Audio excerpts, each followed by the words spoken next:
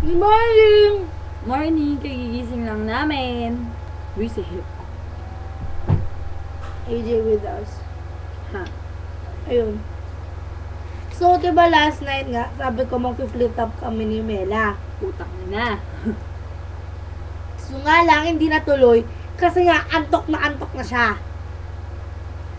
As in, paggigising ko talaga, putangin na mo Mela, gusto nga.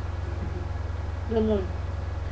Ayun. So, mag-flip top kami and na-inspired kami gawin to dahil sa isang girl na sobrang ganda. Nakaka-in love. Oo, nakaka-inlove siya. Nakaka-inlove talaga. As in. As in, alam mo yung feeling na kapag, oy, I'm not talking to Kiko's girlfriend hindi Hindi. Ganda-ganda nung girlfriend ni Kiko. Ibang girl. Ibang ganda. Iba. Ibang ganda yung meron yung isang girl. Yeah, itong girl na to, favorite talaga, ewan ko, ako favorite ko talaga siya of all girls eh. Favorite ko talaga siya okrayin. As in, lalo pag magkasama kami dalawa nito, as in, lagi ko talaga siyang kinakwento. Parang, basta, favorite ko talaga siya kasi ganda-ganda. Alam niyo, exotic beauty. Ganon.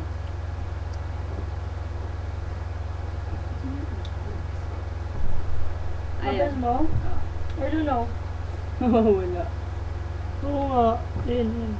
Ayun, yung exotic beauty, yun ang pinoposes niya. Yung, ano yun, pang endangered species na ganda. In short, hayop. Hayop siya. Ayun.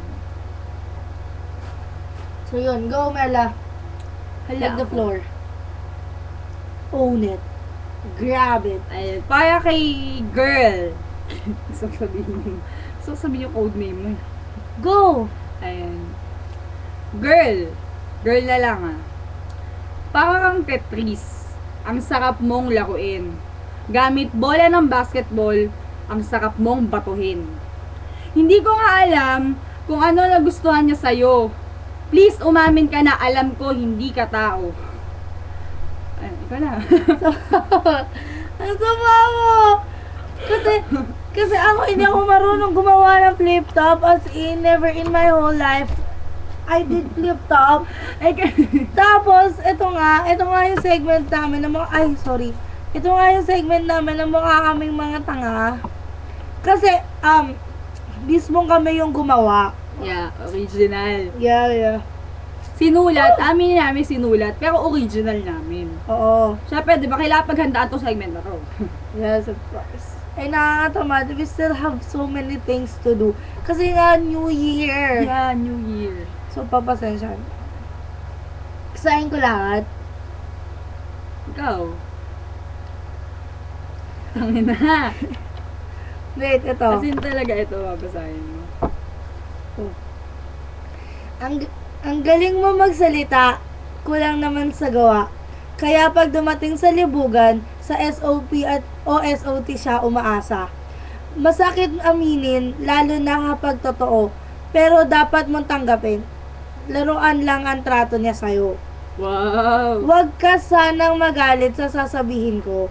Huwag mo sana akong patayin katulad ng pagtitiris mo sa kuto mo. May nais lang akong itanong sa'yo. Marunong ka ba talaga magsipilyo? Tanggapin mo nang hindi kayo para sa isa't isa. Kasi hindi kayo pareho ng mundo, diba? Kasi siya dito sa Earth, ikaw. San ka bang galing planeta? Yun. Grabe. Thanks. So, kasi, Yeah! kasi alam ko, pag hindi ka tao, pwede kang hayop. Kaso siya kasi, alien na, di ba? So ganon. Pag hindi tao, alien agad. Hindi ba pwedeng hayop muna? Ano pa ba? Ayun, go. Eto na lang, pang last line ko na. Ayun. Freestyle. Ano ba yan? Ayun.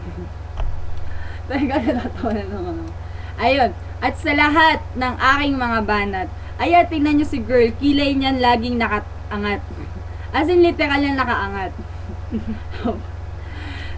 Parang laging nang iirap. Ewan ko, ganyan lang talaga siguro pag mahirap.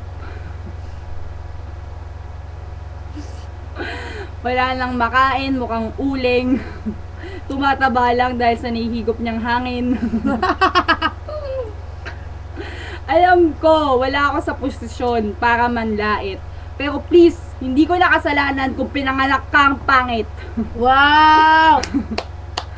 Ayun. So, pag nakita mo to, girl, alam ko hindi mo naman alam na ikaw yon kasi feeling mo sarili mo napakaganda mo.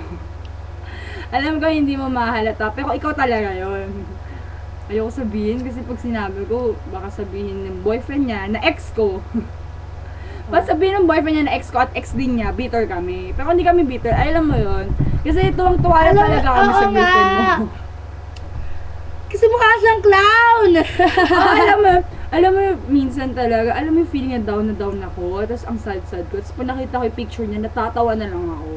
Parang, may feeling kasi minsan syempre, imu-imuhan ka, gusto mo nang mamatay. Pero alam mo yun, pag nakita mo yung mukha ng babae, magpapasalamat kang buhay ka. Bakit ganun? Ako kapag nakikita ko yung mukha niya, parang naawa ko.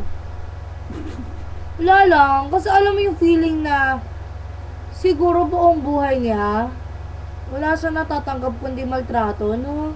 Grabe, maltrato, hindi. Siguro, yung magulang naman niya, mahal siya for sure. Magulang. Tapos, pinayagan nilang tanggapin ng isang lalaki mo ang sex. Isang sex na naglalakad. Sex na. Isang titi naglalakad pala.